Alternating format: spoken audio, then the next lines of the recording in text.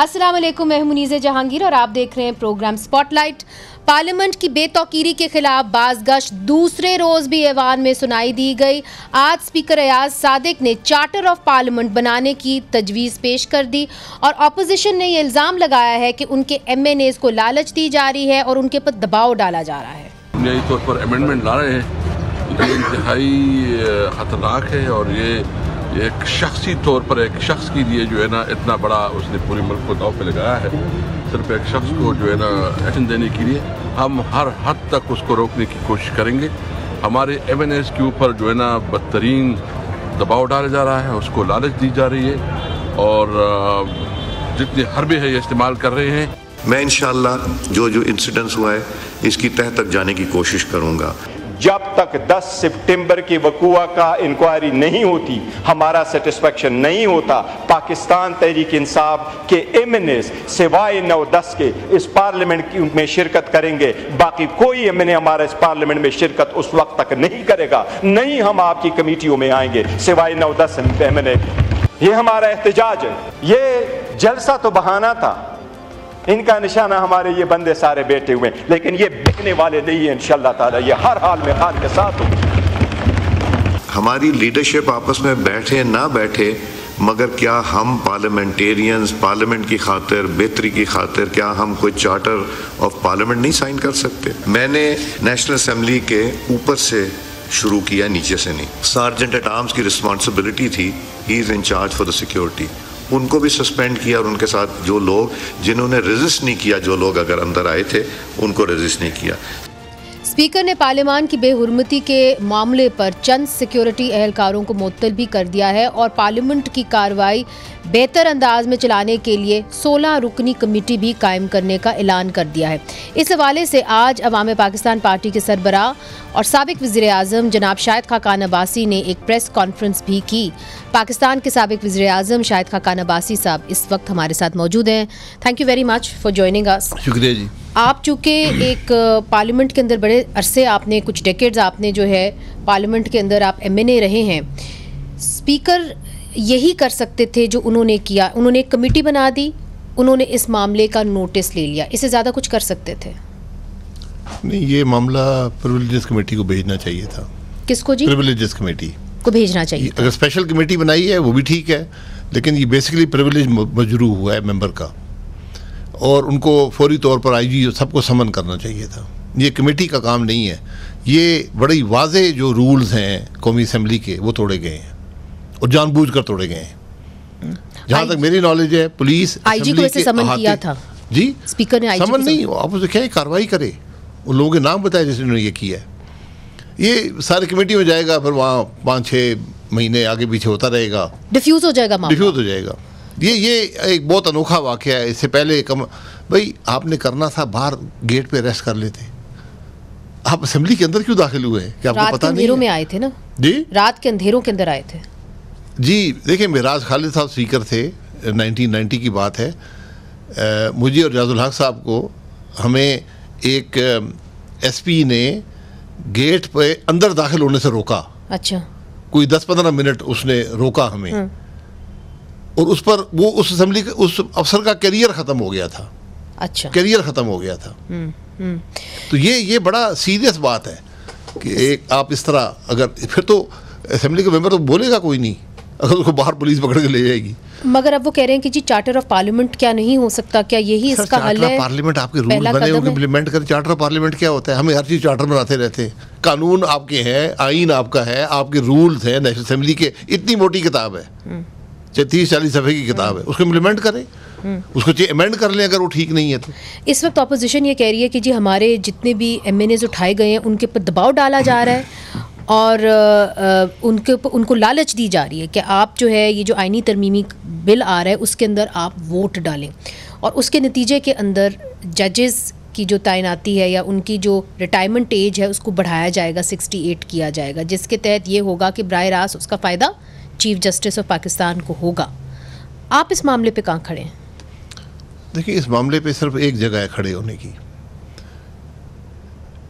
Supreme court ने खुद फैसला किया हुआ है कि फ्लोर क्रॉसिंग क्या है और क्या वो शख्स वोट डाल सकता है नहीं डाल सकता। उन्होंने बड़ी क्लियर इंटरप्रिटेशन आइन की है। हुकूमत ने और ये भी एक अनोखा वाक़या है, एक कानून बना लिया जिसके तहत वो ये कहते हैं कि इसका इतलाक़ जो है वो 2017 से होगा। कानून आज बना है, 9 तारीख का कानून है, उसका इतलाक़ 7 साल पहले से होगा जब 17 में इलेक्शन एक्ट बना था। और वो कानून तमाम हाई कोर्ट सुप्रीम कोर्ट के फैसलों की परवाह नहीं करता। तो लिखा हुआ है 3 जगह पर कि not withstanding anything in the decision of the high court और सुप्रीम कोर्ट। और उसको तमाम वो चीज़ें जिसको सुप्रीम कोर्ट ने आइन की तशरीह की थी उसकी नफ़ी कर दी गई है। यानी हर तरीके से ये एक बिल्कुल आइन से मुतसादम एक नॉन लॉ है। ये लॉ हो नहीं सकता। इस सूरत हाल में चीफ जस्टिस साहब को क्या करना चाहिए? इसको सस्पेंड करें इस कानून को। And he should not accept the extension in his. ये एक्सटेंशन वो उनका ज़ाती मामला है। एक्सटेंशन उजलत में क्यों? आइन कितना अरसा डिबेट हुआ था, कोई वजह थी ना कि 65 साल उम्र रखी गई थी, कोई वजह थी कि दीगर भी उसी शराइत कहते हैं कि जी हम इतने भारी पेंशन्स का जो बजट है नहीं हम जो है आज पता लगा है। So you are questioning the timing. एक आदमी की पेंशन से मुल्क डूब जाएगा। मैं काजी फैज़ ईसा साहब के लिए, जिनका मैं आज भी कहा मैं बहुत एहतराम और सपोर्ट करता था, आज उनका इम्तिहान है। अच्छा, ये अपनी इज्जत बचा लें या 3 साल ले लें, सीधी बात है। अच्छा, ये इम्तिहान जिंदगी में आते हैं, ये इम्तिहान होते हैं। 3 साल नौकरी चाहिए, इज्जत चाहिए, फैसला अगर 3 साल नौकरी मिल जाती है तो फिर आप समझते हैं कि इज्जत नहीं होगी? इज्जत नहीं रहेगी। मैं आज बता, मगर देखिए वो तो ये कह रहे हैं कि जी इसमें क्या है, आप across the board civil servants की भी बढ़ा रहे हैं, आप जज साहिबान की भी बढ़ा रहे हैं, तमाम जजेस को जो है 3 साल ज्यादा मिल रहे हैं। आज क्यों बढ़ रही है? इस पर डिबेट हो ना, असेंबली में डिबेट हो। मगर अगर सबको अक्रॉस द बोर्ड मिलेगी तो फिर तो उनकी ये पोजीशन हो सकती है कि जी बिकॉज सबको अक्रॉस द बोर्ड मिली है तो एक फर्द को तो नहीं मिली, मेरी वजह से इस पर्सन स्पेसिफिक तो नहीं हुआ ना, तरमीम नहीं हुई। आइन की तरमीम एक दिन में होती है, उस पर बहस नहीं होनी चाहिए कि क्यों कर रहे हैं आप, आज क्यों कर रहे हैं, 68 साल क्यों कर रहे हैं। बाकी तो 60 पे हैं, कोई 62 पे हैं, कोई 65 पे हैं, तो क्या सबको आप 3 साल देंगे? अब ये कर रहे हैं, बात तो यही हो रही है। नहीं, बात देखिए इस पे तजवीज़ तो यही फिर अगर ये करना है बहुत बड़ी चेंज है, इस पर आपको 6 महीने बहस करनी पड़ेगी, इसके इफेक्ट्स देखने पड़ेंगे। और हमने अभी खबर सुनी है कि मौलाना फजलुर रहमान साहब ने कहा है कि शायद वो साथ ना दें इस तरमीम के अंदर, तो ये बहुत बड़ी खबर है क्योंकि मौलाना फजलुर रहमान मुझे उससे वास्ता नहीं है। मैं तो समझता हूँ कि अगर सिर्फ आज काजी फैज़ ईसा साहब ये बात कर दें, काजी फैज़ ईसा साहब ये बात कर दें, उनकी ज़ात की इज़्ज़त, उनकी जो लेगेसी है वो ये चीज़ होगी। वरना आज सबको पता है क्यों ये हो रहा है, आपको नहीं पता, मुझे नहीं पता, इस मुल्क के लोगों को नहीं पता। आपने बहुत बड़ी बात कही है। एक छोटा सा वक्फा लेते हैं, कहीं ना जाइएगा, बड़ी दिलचस्प गुफ्तगू हो रही है। साबिक वज़ीर आज़म शाहिद खाकान अब्बासी साहब हमारे साथ मौजूद हैं।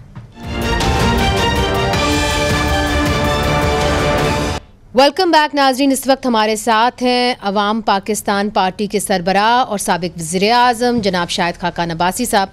शाहिद साहब, अब तो आपने ब्रेक से पहले बड़ी बात कर दी चीफ जस्टिस काजी फैज़ ईसा के हवाले से कि या वो नौकरी कर लें या कि है वो अपनी इज्जत बचा लें। आगे बढ़ते हैं। ये एक शख्स की राय है, आप साबिक वज़ीर आज़म हैं, ये मैं एक शख्स के बारे में बात कर रहा है जिनकी मैं बहुत इज्जत और एहतराम करता था। जी शाहिद साहब, जब आप वज़ीर आज़म थे 2017 के अंदर, तो तब जनरल फैज़ जो थे वो DGC थे, तभी वो मामला जो था वो टॉप सिटी का सामने आया या उस वक्त हो रहा था। तो आपकी इल्म में ये कोई बात थी कि जनरल फैज़ DGC के तौर के ऊपर टॉप सिटी के अंदर मुलव्विस है? नहीं, कोई ऐसी नॉलेज मेरे पास नहीं थी, ना होनी चाहिए थी। ये फ़ौज का अपना मामला है, ISI का अपना मामला है।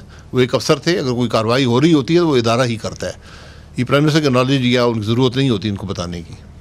अच्छा, तो प्राइम मिनिस्टर जो है उनका कोई अमल दखल नहीं होता या उनको कोई कुछ नहीं बताया जाता कि जी सिक्योरिटी एजेंसीज क्या कर रही हैं क्या नहीं कर रही, उनको कॉन्फिडेंस में नहीं लिया जाता? देखिए, लाखों अफसर हैं फ़ौज के अंदर, हर रोज़ के मामलात होते हैं, ये उनका काम है, इनका प्राइम मिनिस्टर से कोई ताल्लुक नहीं होता। आपको लगता है कि अब जो कोर्ट मार्शल हो रहा है जनरल फैज़ का, तो फिर जो एहतसाब का अमल है वो शुरू हो गया है और इससे जो है फ़ौज के अंदर जो मुदाखलत होती थी सियासत के अंदर वो ख़त्म हो जाएगी, वो दरवाज़ा बंद हो जाएगा? नहीं, यानी जनरल फैज़ की ज़ात को कोर्ट मार्शल प्रोसिक्यूट करने से, जी देखिए कोर्ट मार्शल ये फ़ौज का फैसला है। अगर किसी ने आर्मी एक्ट तोड़ा है तो फ़ौज का निज़ाम आर्मी एक्ट में मौजूद है, उसके खिलाफ कैसे कार्रवाई होगी, उसका सिविलियन हुकूमत से ताल्लुक नहीं होता। क्योंकि आप वज़ीर आज़म रह चुके हैं तो आपके पास तो ऐसी इन्फॉर्मेशन है जो आम सियासतदानों के पास भी नहीं है। तो क्या आपको लगता है कि DGISI ये सब कुछ कर सकते थे या इस तरह के ऑपरेशंस कर सकते थे without the knowledge of the chief of army staff at that time? क्योंकि बहुत से लोग ये कह रहे हैं कि जनरल बाजवा का भी एहतसाब होना चाहिए। इल्लीगल एक्ट की बात कर रहे हैं आप, टॉप सिटी एक इल्लीगल एक्ट है, तो वो जिसने भी किया हो, चाहे DGISI हो, आर्मी चीफ हो, जो भी हो, अगर वो वायलेट कर रहा है अपना ओथ ऑफ ऑफिस जो है या मुल्क के कानून को वायलेट कर रहा है और वो फौजी है, सर्विंग है, रिटायर्ड, तो उसके खिलाफ आर्मी एक्ट के तहत कार्रवाई हो सकती है। मुझे याद है कि जब TLP ने यहाँ पे आपकी हुकूमत के खिलाफ धरना किया था, धावा बोला था, तो तब एक मुआहिदा भी तय हुआ था। उसके अंदर तब आप वज़ीर आज़म थे, एहसन इकबाल साहब इंटीरियर मिनिस्टर थे, फिर जनरल फैज़ के भी दस्तखत सामने आए थे, तब वो उनका नाम बिल्कुल मीडिया के अंदर आया, बहुत प्रोमिनेंट हुआ। तो क्या उनका कोई ताल्लुक वास्ता था TLP के साथ कि उनको एज ए गारंटर रखा गया था?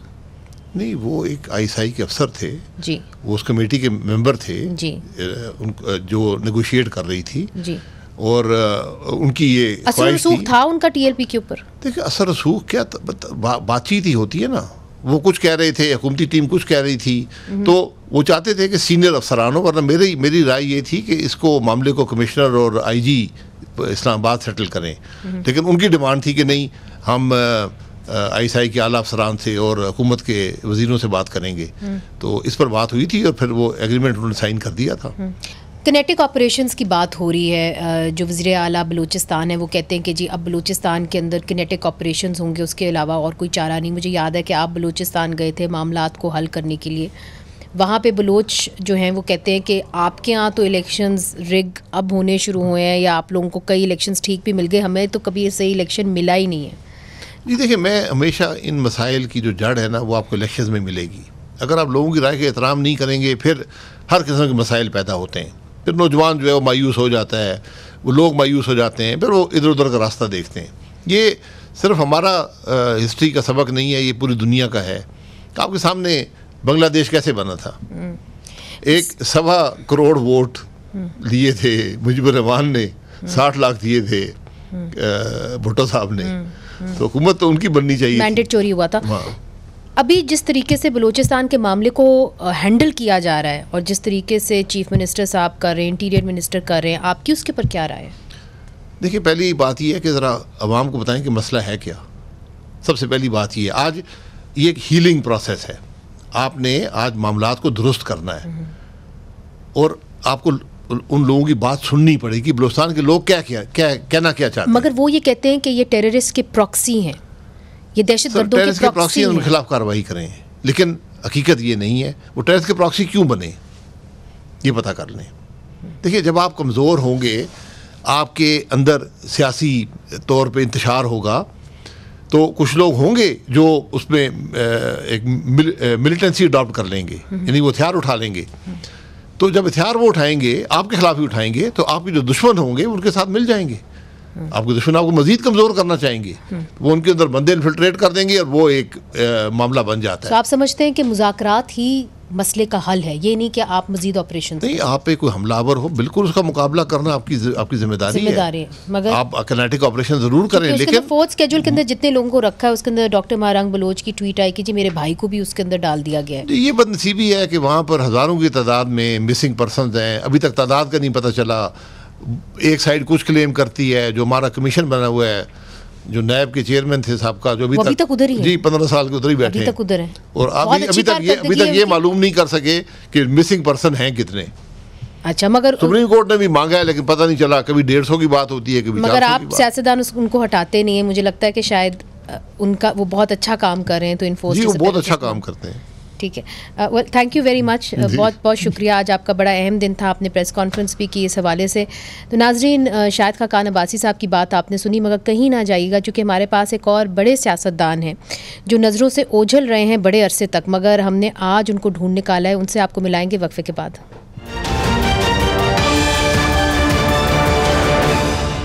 वेलकम बैक नाजरीन। जब पीर की रात को चंद नकाब पोश अफराद ने पार्लियामेंट पर धावा बोलकर मुंतखब नुमाइंदों को गिरफ्तार कर रहे थे तो वहां मौजूद सीनियर सहाफ़ियों को मुशर्रफ के आमराना दौर की याद आ गई।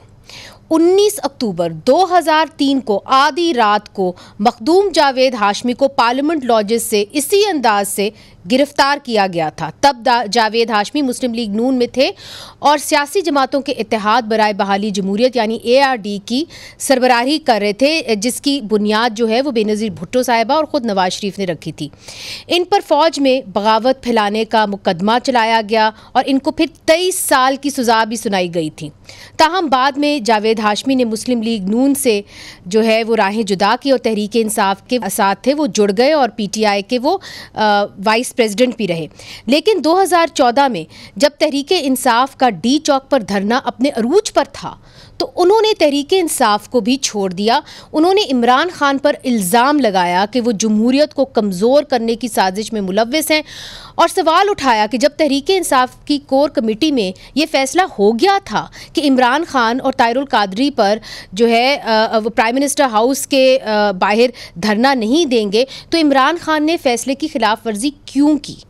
जावेद हाशमी साहब कुछ अरसे से खामोश हैं, लेकिन आज वो हमारे साथ हैं और उन्होंने अपने ये चुप का रोज़ा तोड़ दिया है। बहुत बहुत शुक्रिया जावेद हाशमी साहब, आपने हमें ज्वाइन किया।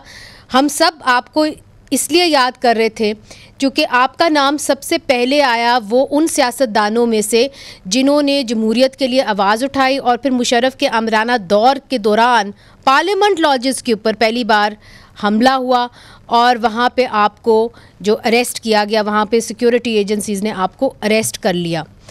आप जावेद हाशमी साहब, आपने एक बड़े ही क्लोज़ तरीके से और बड़ी आला सतह के ऊपर आपने इमरान खान साहब के साथ भी काम किया, मियाँ नवाज शरीफ साहब के साथ भी काम किया। Alliance for restoration of democracy एक ऐसा अलायंस था जिसके अंदर तमाम हरीफ जो थे वो इकट्ठे मिलके बैठ गए और उन्होंने जमहूरियत के लिए जो है एक होके सोचा। अब बात हो रही है चार्टर ऑफ पार्लियामेंट की। आपको लगता है कि यहाँ पे अब सियासतदान इकट्ठे होके कोई ना कोई राह ढूंढ सकते हैं, क्योंकि उसके लिए इमरान खान साहब को और मियाँ नवाज शरीफ साहब को शायद साथ बैठना हो, और उन दोनों को आपसे बेहतर और कौन जान सकता है? बात यह है, मैं दोनों के साथ भी काम किया है। मैं एक लिहाज से ये जो तहरीक चली 76 साल पहले पाकिस्तान के अंदर, जब कायद आज़म का आज भी यौम वफात थे, उनको ज़ियारत में डाल दिया गया।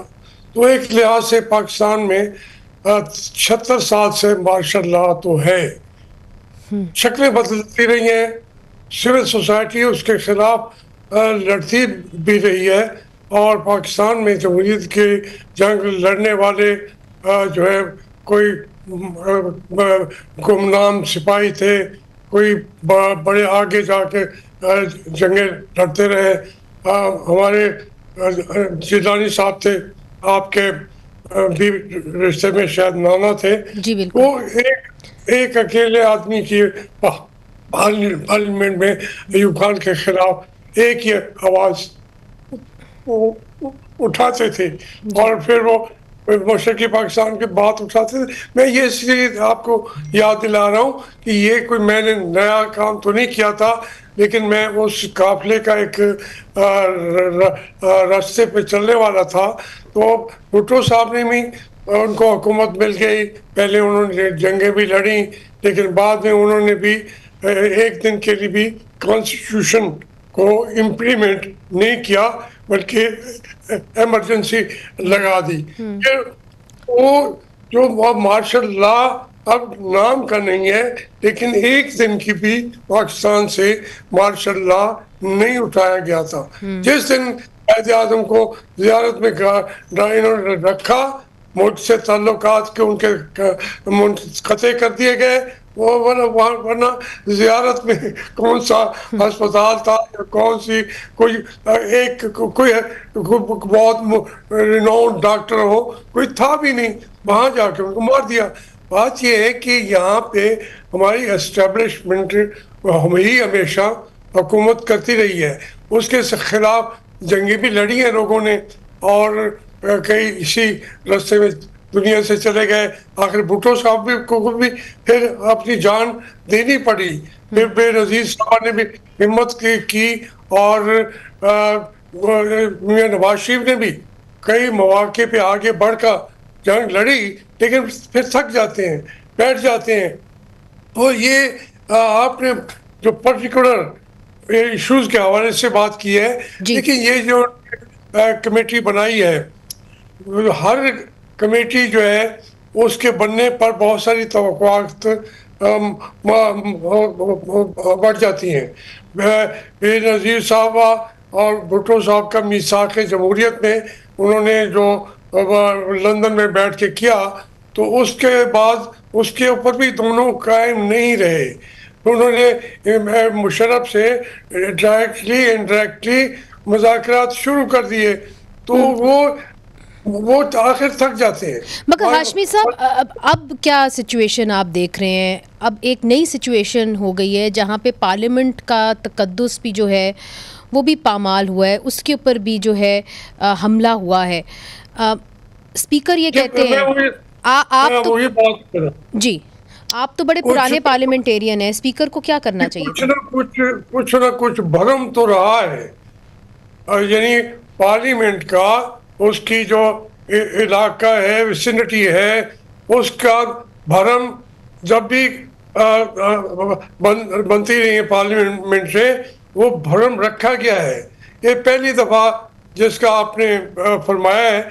मुझे उन्होंने पार्लियामेंट्री लॉजेस से, मेरे बेडरूम से वो शीशे तोड़ के मैं बाहर की तरफ आने लगा, तो फिर वहाँ से उन्होंने दरवाजे पे वहीं मेरे जूते भी नहीं थे, उठा के मुझे ले गए और 8 दिन तक मेरी आंखों पे पट्टी बांधे रखी, और आखिरकार वो 23 साल की सज़ा दे के उन्होंने चलाई। वो जाके उसको उसमें के अंदर अडियाला के अंदर अदालत लगी।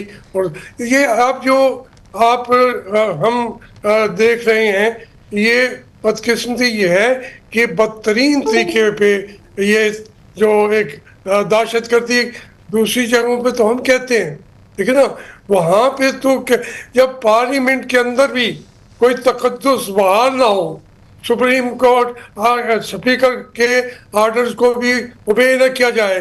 मेरे वक्त पे तो स्पीकर थे, वो उन्होंने बिल्कुल मुझे बेटियां उनके दरवाजे पे पड़ी रही कि भाई हमारे बाप के साथ ये हो रहा है, उसकी वो तो सुनते नहीं थी। मौजूदा स्पीकर फिर भी कोशिश तो करते हैं, लेकिन ये जो उन्होंने इक़दाम उठाए हैं वो भी है कि जस्टिस को डिले करने वाली बात है। स्पीकर के पास उसका यह अपना डोमेन है, वो उसके ऊपर जाता एक्सट्रीम तक उनको दफात लगानी चाहिए थी। FIR कटवा के बाद में जो आता गलत साबित होता निकाल देते, लेकिन ये उन्होंने भी इक़दाम सही नहीं किए। तो आपको लगता है कि उनको फिल फॉर FIR कटवा देनी चाहिए थी, इतना इंतजार नहीं करना चाहिए? फौरन किसी का इंतजार क्या, अख्तियार आते हैं उनके। वो हमारे इस वक्त जो है कस्टोडियन ऑफ पार्लियामेंट का वही है, वही कस्टोडियन है। लेकिन अगर कस्टोडियन के घर के अंदर भी वो जाके पकड़ सकते हैं, तो बस इतना फर्क रह गया है कि अगली दफ़ा पार्लियामेंट चलती हुई होगी तो वहाँ के वज़ीर आज़म को भी उठा के ले जाएंगे। मगर ये बताइए, आपको तो हमेशा ये कहते थे जावेद हाशमी एक बहादुर आदमी, PTI वाले, फिर आपकी उनसे राहें जुदा हो गई और आपने कहा कि इमरान खान साहब जो है वो साजिश करें जमहूरियत के ख़िलाफ़। उस वक्त तो जनरल फैज़ नहीं थे, चूँकि अब तो जनरल फैज़ का कोर्ट मार्शल हो रहा है, तो उस वक्त इमरान खान साहब को कौन जो है वो डायरेक्शंस दे रहा था? देखिए, मैं बड़ी वजाहत के साथ आपके सामने बात रखता हूँ मुख्तसर लफ्ज़ों में। उस वक्त इमरान खान साहब का राब्ता उनसे हुआ, कैसे वो आए नहीं आए। मैं पीटीआई में जब गया तो इमरान खान साहब ने कहा कि मैं एंटी एस्टेब्लिशमेंट भी मैंने हमेशा बयानात दिए हैं जर्नलों के बारे में, आप उनको सुन ले। अब देखें, उसमें वो मेरा इख्तलाफ ये था कि अगर आप इनकी को यह बैसाखियों के तौर पर इस्तेमाल करके आपको इक़्तिदार देंगे, वो बैसाखियाँ नहीं होंगी, आप बैसाखी होंगे और वो इक़्तिदार खुद रख लेंगे। आप जेल में बैठे होंगे और आपको पूछेगा कोई नहीं। और फिर वही हुआ। आज इमरान खान उस बात को तस्लीम करता है कि मेरा मौक़िफ़ सही था। वो कहते थे कि मैं ये वो मुंतखब करा देंगे, मुंतखब करा दी, हुकूमत देगी। फिर इमरान खान के साथ उन्होंने क्या किया है? तो मगर आज जो बात हो रही है कि जी जनरल फैज़ का एक तरीके से एहतसाब होगा, आपको क्या लगता है कि ये पहला कदम है कि फ़ौज का जो सियासत के अंदर मुदाखलत है उसको रोकने की, क्या ये पहला कदम है? देखिए, ये जो फैज़ का एहतसाब की बात है, नॉर्मली तो मैं बड़े वाक़यात देखे हैं। हमारे एडमिरल मंसूर हक थे मेरे साथ, वो भी नैब के अंदर जेल में पकड़े गए थे। उन्हें वो अमेरिका से भी छुड़वा के आए और प्रोटोकॉल के साथ उनको तो 343 अरब की उनकी वो थे छोटे ब्रिगेड्स वगैरह थे। मैं कहता हूँ उसको तो कहीं ना कहीं बचा के ले जाएंगे, ये डालेंगे फिर भी जाके इमरान खान पर या उनके साथियों पर कि ये उनकी साजिशें थी। तो असल में हमें तो जनरल फैज़ के जरिए आपको लगता है कि एहतसाब अगर किसी का होगा तो सिर्फ इमरान खान का होगा? बिल्कुल होगा, किसी और का हो सकता ही नहीं है। अच्छा, मगर ये बताइए हाशमी साहब, 2014 में अगर पीटीआई और ताहिरुल कादरी साहब की जो जमात है, अगर वो पार्लियामेंट के ऊपर धावा ना बोलती तो क्या आज जो उनको ये दिन देखना पड़ रहा है वो देखना पड़ता? मैंने उसी वक्त यही कहा था कि इनके मुज़ाकरात हो गए थे जनरल रहील क्या था, शरीफ। तो उसने कहा था कि 4 हल्के ये खोलेंगे और मैं गारंटी देता हूँ। तो इमरान खान साहब जब वापस आए और उन्होंने हमारी मीटिंग बुलाई, हमने कहा आपको गारंटी मिल गई है, आप विक्ट्री पॉइंट पे खड़े हो जाएं। उन्होंने कहा कि हमारे आदमी आगे नहीं है। मैंने कोई ना हो, आप पूरा मुल्क देख रहा होगा, दुनिया आपके एक एक लफ्ज़ को सुन रही होगी कि आप कहेंगे कि हमने जो जद्दोजहद की थी हम कामयाब हुए हैं, हमने 4 हल्के खुलवा लिए हैं। लेकिन इमरान खान साहब मेरी ये बात नहीं माने थे। मुझे उन्होंने कहा कि नहीं, आप जाना तो चाहे, हम तो पार्लियामेंट की तरफ जा रहे हैं। गलत किया था, उसी की वो सजाएं अभी तक वो इस वक्त तक भोग रहे हैं। मगर क्या आपको लगता है कि इमरान खान साहब जो हैं वो बाकी सियासतदानों के साथ बैठ के कोई ना कोई रास्ता निकाल लेंगे? मियां नवाज शरीफ साहब भी आमादा हो जाएंगे, वो माहौल बन सकेगा जिस तरह ARD के दौरान बन गया था? बदकिस्मती ये है रोज़े कि ये इस वक्त हमेशा से पहले भी 2 ही फरीक रह जाते हैं आखिर में। ये बाकी तो फिर वो उनके पीछे होते हैं। कभी उनको सदारत मिल गई, किसी मुस्लिम लीग नून जो है पार्टी, वो बिल्कुल उसने अपने आप को ख़त्म कर लिया। 18 फरवरी को कौन नहीं जानता, हर एक को पता है कि उनके मियां नवाज शरीफ साहब की एक सीट भी अपनी भी नहीं बची, बाकी का रिकॉर्ड भी मौजूद है। अब वो पॉलिटिकल पार्टी से इमरान खान ये बात सच कहता है कि मैंने इनसे क्या लेना है क्या देना है, ये अगर उनको जो हुक्म करें तो फिर उसको एजेंडा बताएं कि हम इन चीज़ों पे खड़े हो जाते हैं।